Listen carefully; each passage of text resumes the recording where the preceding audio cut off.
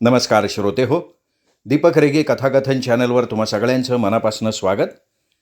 श्रोते हो, आज तुम्ही ऐकणार आहात नीता गद्रे यांच्या महानगर या कथासंग्रहातली कथा फेअर डील.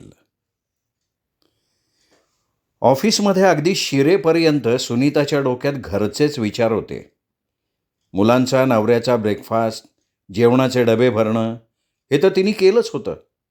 पण जाता जाता शेजारी सिलेंडरचे पैसे देणं, रिकामा सिलेंडर ठेवणं, वॉचमनला कुरिअर आलं तर घेऊन ठेव म्हणून सांगणं, हेही तिने केलं होतं. मात्र सिलेंडर खालून बंद करायचा राहिला होता आणि खिडक्या बंद करायच्या राहिल्या होत्या.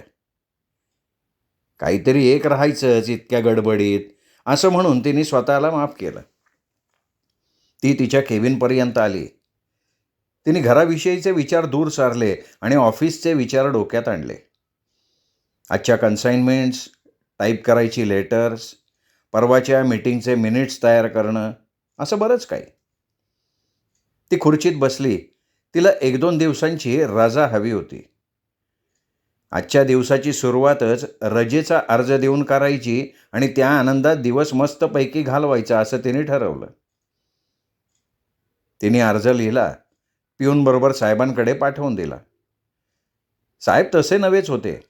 त्यांना येऊन 4च महिने झाले होते. हळूहळू ते रुळत होते. तिचे सगळ्याच साहेबांची संबंध नेहमीप्रमाणे जेवढ्याच तेवढे होते. साहेबांची वैर नाही आणि दोस्तीही नाही. त्यांनी सांगितलेलं काम प्रामाणिकपणे करायचं आणि मोकळं व्हायचं. त्यांच्या पुढे पुढे करायचं नाही. या साहेबांशी ती तशीच वागत होती. यामुळेच जेव्हा पिऊननं दिलेला तिचा रजेचा अर्ज साहेबांपर्यंत पोचल्यावर त्यांनी तिला केबिनमध्ये बोलवलंय असा निरोप तिला मिळाला, तेव्हा तिला आश्चर्यच वाटलं. तिच्या मनात आलं, काय काम असेल साहेबांचं? बहुतेक रजा नाकारतील. तसं करू नये त्यांनी. आपण दोघांनी मुलांना घेऊन कोकणात जायचं ठरवलंय तर जायला मिळू द्या आपल्याला. कधी नव्हे ते तिला वाटलं साहेबांना थोडा गूळ लावावा, पण रजा मंजूर करून घ्यावी. ती साहेबांच्या केबिनमध्ये गेली. साहेब सावळ्या रंगाचे, भरपूर उंच, रुबाबदार, पण तंबाखू खाणारे होते. तिने त्यांना यापूर्वी 2दाच पाहिलं होतं. एकदा त्यांच्या वेलकम पार्टीमध्ये आणि एकदा ते कॉरिडॉरमधनं त्यांच्या कारकडे जात असताना. MD लेवलच्या माणसाशी तिच्यासारख्या टीम लीडरचं काम करणाऱ्या बाईचा कसला संबंध येणार? त्यामुळेच आत्ता साहेबांना असं जवळून बघायचा, त्यांच्याशी बोलायचा हा पहिलाच प्रसंग होता. साहेबांनी तिला बसायला सांगितलं. यांचं काही काम आहे? का बोलवलंय आपल्याला? भीती, उत्सुकता, ताण यांचं मिश्रण चेहऱ्यावर दाखवत ती खाली बसली. साहेब म्हणाले, हा रजेचा अर्ज का दिलाय तुम्ही सुनीता? मला रजा हवी आहे म्हणून. प्लीज सर, नाही म्हणू नका. रजा सँक्शन करा. रजेवर जा ना तुम्ही, मी कुठे नाही म्हणतोय. पण रजेचा अर्ज कशाला देताय? म्हणजे? अहो म्हणजे तशाच जा रजेवर, अर्ज नको. असं कसं काय? सुनीता, गेले 4 महिने मी बघतोय तुम्ही खूप काम करता. अगदी उशिरापर्यंत थांबता. प्रोजेक्ट वर्क पूर्ण व्हायला पाहिजे ना सर? म्हणजेच तुम्ही सिन्सिअर आहात सुनीता. आणि जास्तीच्या कामाचा तुम्ही कधी ओव्हरटाईम मागत नाही की कुठली सवलत मागत नाही. मग अशा मुलींनी रजा मागताना अर्ज कशाला द्यायचा? मी सँक्शन करतो तुमची रजा. चला पळा आता. साहेबांनी टेबलवर पडलेला तिचा अर्ज उचलला आणि फाडून टाकला. सुनीता भांबावून गेली. त्यांच्या या कृतीबद्दल चिडावं का आभार प्रदर्शन करावं ते तिला समजेना. आपल्याला रजेवर जायला मिळणार म्हणून तिला आनंद तर झाला होताच, त्यामुळेच ती म्हणाली, थँक्यू सर. वेलकम. ती स्वतःच्या केबिनमध्ये आली. सगळ्यांनी तिला घोळक्यात घेऊन विचारलं, काय गं, कशाला बोलवलं होतं? साहेब काय तुला गूळ लावतोय का काय? काय पचकला ग तो? सगळ्या सहकाऱ्यांच्या चेहऱ्यावर उत्सुकता होती. सगळी सुख, दुःख, क्लेश, चिंता, प्रश्न, समस्या, अडीअडचणी एकमेकांबरोबर शेअर करायचे ते सगळेजण. एकत्र चहा प्यायचे, डबा खायचे, डब्यातलं एकमेकांना वाटायचे. ऑफिसच्या कामाच्या धबडग्यात एकमेकांबरोबर डबा खाणं हाच एक विसावा होता. तिथे हजर नसलेल्यांची, साहेब लोकांची यथेच्छ टिंगलटावाळी, त्यांच्या चालण्या बोलण्याच्या नकला व्हायच्या आणि त्यावरून सगळे खदखदून हसायचे. सगळ्यांची फुफ्फुसं आणि श्वासनलिका मोकळ्या व्हायच्या. ते सगळेजण एक होते. त्यांच्यातला कोणी एक जण जरी डबा खायला उशिरा आला तरी सर्वजण त्याच्यासाठी थांबायचे. त्यांच्यात एक अलिखित नियम होता. ग्रुपमध्ये जे बोलणं होईल ते बाहेर कुठेही कुणीही उघड करायचं नाही. ते त्या सगळ्यांचं मस्त गुपित होतं. ते एकमेकांचे टिफिन मेट, डबा सोबतही होते. "अगं सांग ना, साहेबांनी कशाला बोलवलं होतं?" "हेच, रजा घेतलीच पाहिजे का, घेऊ नका, कामाचा खोळंबा होतोय वगैरे." सोनू म्हणाली, "अगं बाई, कामाचा खोळंबा? कसलं काम आणि कसला खोळंबा? काही नाही गं, तू समोर दिसायला हवी आहेस त्याला. तू रजेवर गेलीस तर विरह होईल ना. वॉटर इज मुरिंग बरं का." ती हसून म्हणाली, "अगं पण मी रजा सँक्शन करून घेतली आणि मी कोकणात जाणारच आहे." सगळ्यांनी एकच गिल्ला केला. तिच्या मनात आलं, साहेबांनी आपला रजेचा अर्ज फाडून टाकला आणि तशीच रजेवर जा सांगितलं. हे आपण का लपवून ठेवलं सर्वांपासनं? त्यानंतर नव्या साहेबांनी तिच्याशी ओळख वाढवली. आठवड्यातून एकदा तरी ते तिला आपल्या केबिनमध्ये बोलवून घ्यायचे, कॉफी मागवायचे, तिच्याशी गप्पा मारायचे. आपण साहेबांचे फेव्हरिट आहोत या जाणीवेनं ती खुश व्हायची. साहेब तिची खूप काळजी घ्यायचे. तिच्या केबिनमध्ये दिवसभरात एखादी तरी चक्कर टाकायचे. ती कम्प्युटरवर काम करत असेल तर तिला डोळ्यांना अधूनमधून विश्रांती दे, डोळ्यांवर पाणी मारून ये, असा प्रेमळ सल्ला द्यायचे. ती ऑफिसात जास्त वेळ काम करत बसली असेल तर तिच्यासाठी ते खायला प्यायला मागवायचे. पुष्कळदा ते म्हणायचे, "कशाला थांबताय ऑफिसमध्ये? घरी जा. काम काय असतंच. उद्या होईल की ते. मी ड्रॉप करतो तुम्हाला." तिला अधूनमधून मीटिंगला जावं लागायचं. म्हणजे मीटिंगला साहेबांना जायचं असायचं, पण तिथे साहेबांना अपडेट करायला, मीटिंगचे मिनिट्स तयार करायला, त्याचे प्रिंटआउट काढून त्याच्या फाईल्स प्रत्येक डेलिगेटला द्यायला तीच हवी असायची, म्हणून तीही जायची. ह्या नव्या साहेबांबरोबर ती पहिल्यांदाच मीटिंगला जात होती आणि मीटिंग हैदराबादला होती. साहेब विमानाने आणि ती ट्रेनने आली आणि गेली. पण हैदराबादमध्ये ते टॅक्सीनं एकत्र हिंडले. टॅक्सीमध्ये त्यांच्या खूप मनमोकळ्या गप्पा झाल्या. टॅक्सीवाल्याला मराठी कळत नव्हतं, त्यामुळे दोघं खूप बोलले. साहेबांची बायको चांगली शिकलेली, सुस्वरूप होती. सुनीताला साहेबांनी आपल्या वॉलेटमधनं तिचा फोटो काढून दाखवला. ती बँकेत मॅनेजर होती. साहेबांची दोनही मुलं हुशार होती. सुनीतानी सुद्धा आपल्या मुलांच्या गुणीपणाबद्दल सांगितलं. नवरा साधा आणि स्वभावानं गरीब असल्याचं सांगितलं. साहेब बोलता बोलता सुनीताला म्हणाले की त्यांनी तिचा रिपोर्ट खूप चांगला लिहिलाय, तिचं त्यात कौतुक केलंय. तिच्या अप्रेझलसाठी ते उपयुक्तच होतं. सुनीताला खूप बरं वाटलं. ते दोघं हैदराबादहून परतले. अशा प्रकारच्या रिलेशनशिपमध्ये जे घडतं तेच घडलं. ऑफिसमध्ये दोघांबद्दल चर्चा सुरू झाली. दोघांचं काहीतरी आहे. "अरे हिच्या नवऱ्याला आणि त्याच्या बायकोला बरं चालतं." "अहो त्यांना माहीतच नसेल." "अरे पण कुठून तरी कळलं तर बॉम्बच पडेल ना." "अरे अशा गोष्टी लपून नाही राहत बाबा." "आता आपल्याला काय करायचंय म्हणा. मला तर बाई अशा गोष्टीत अजिबात इंटरेस्टच नाही." अशातच सुनीताकडनं एक चूक झाली. कम्प्युटरमधनं एक अतिशय महत्त्वाची फाईल उडाली, डिलीट झाली. सर्वांना वाटलं आता सुनीता साहेबांच्या मर्जीतनं उतरणार. साहेबांची तिच्यावरची माया आटणार. ते घडण्याची सगळेजण वाट बघत होते, पण ते घडलं नाही. साहेबांची आणि सुनीताची मैत्री अभंग राहिली. त्या दोघांबद्दलच्या चर्चेला ऊत आला. सुनीता वैतागली.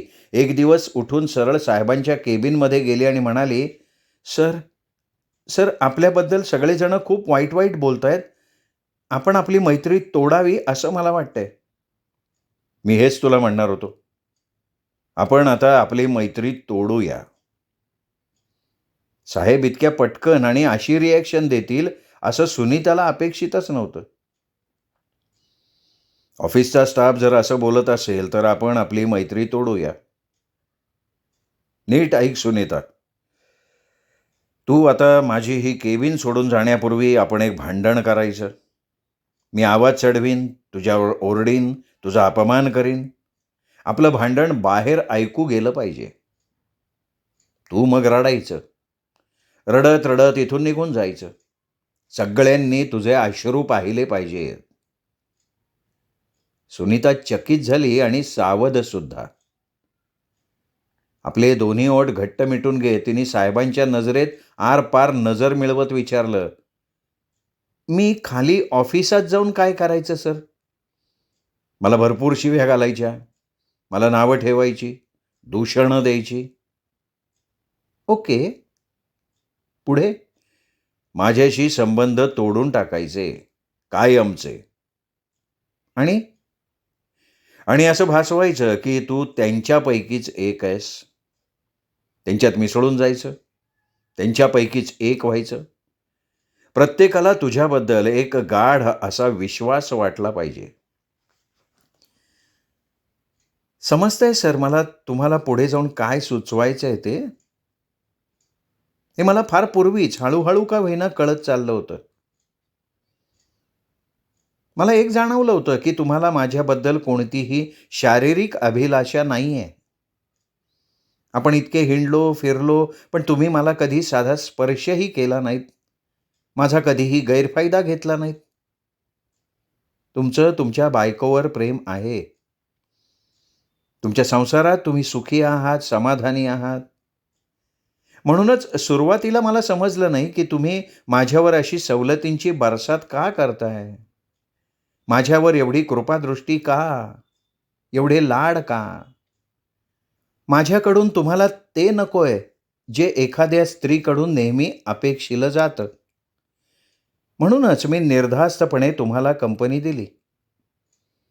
आता सांगा सर, नेमकं काय हवंय तुम्हाला माझ्याकडनं? सुनीता, ऑफिसमध्ये तू माझी गुप्तहेर खबरी म्हणून काम करायचं. सर? येस. माझ्याबद्दल ऑफिसात कोण काय बोलतंय हे मला तुझ्याकडून कळलं पाहिजे, अगदी शब्दन शब्द. तेही कुणाला कसलाही संशय येऊ न देता. माझे subordinates, assistant managers, PRO, marketing manager, publicity manager, project managers, सगळेच्या सगळे माझ्याबद्दल काय बोलतात ते तू मला येऊन सांगायचंस. हे झाले ऑफिसर्स.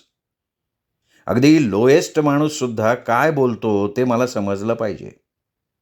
सफाई कामगार, पिऊन, वॉचमन, माळी, प्रत्येकाचं माझ्याबद्दलचं मत मला कळलं पाहिजे. मला खात्री आहे की तू माझं हे काम नक्कीच करू शकशील. तुझं व्यक्तिमत्वच असं आहे की तुझ्याबद्दल सर्वांना विश्वास वाटतो. तू कोणाचाही विश्वास संपादन करू शकतेस. कुणीही तुझ्याजवळ आपलं मन मोकळं करतो. तू सुंदर आहेस, तुझ्याजवळ सेक्स अपील आहे, तुझं लग्न झालंय आणि तुझ्या लग्नात तू सुखी आहेस. म्हणून असेल कदाचित तुला तुझ्यातल्या ह्या अपीलचा उपयोग करण्याची गरजच भासली नाही कधी. तुझ्यापाशी ही जाणीवच नसण्याचा जो फंडा आहे ना, त्यामुळे तू जास्तच आकर्षक वाटतेस. तू आपल्या सगळ्या ऑफिसर्सची गुपितं नक्कीच त्यांच्याकडून काढून घेऊ शकशील. ते माझ्या विरुद्ध काही कट करतायत का हे मला कळलं पाहिजे, आणि म्हणून तर मी तुझी निवड केली या कामासाठी. शिवाय तू मेहनती आहेस, प्रामाणिक आहेस. हे तुझे गुण तू मी सोपवलेल्या कामातही दाखवशील अशी मला खात्री आहे. सुनीता बधीर झाली, स्तंभित झाली. काही क्षण ती नुसतीच विचार करत बसून राहिली. मग तिने कसलासा निर्धार केला, निर्णय घेतला. आपली मान वर करून एक एक शब्द शांतपणे, स्थिरपणे, ठोस स्वरात उच्चारत ती म्हणाली, ओके सर. सर, तुमचं हे काम मला समजलं. ते करायला मी तयार आहे. पण हे एक डील आहे असं मी समजते. याच्या बदल्यात मला काय मिळणार? माझा यात फायदा काय? माझी तुझ्यावर सतत कृपादृष्टी असणं हाच तुझा फायदा. मी इथे जॉईन झालोय. आता सर्व स्टाफवर आणि ऑफिसच्या कामावर माझा कंट्रोल हवा असेल तर मला इथला प्रत्येक माणूस समजला पाहिजे हे माझ्या लक्षात आलं. आणि या कामासाठी तूच मला मदत करू शकशील हे मी हेरलं. तुझा विश्वास संपादन केला. तुझ्यावर सवलतींची बरसात केली.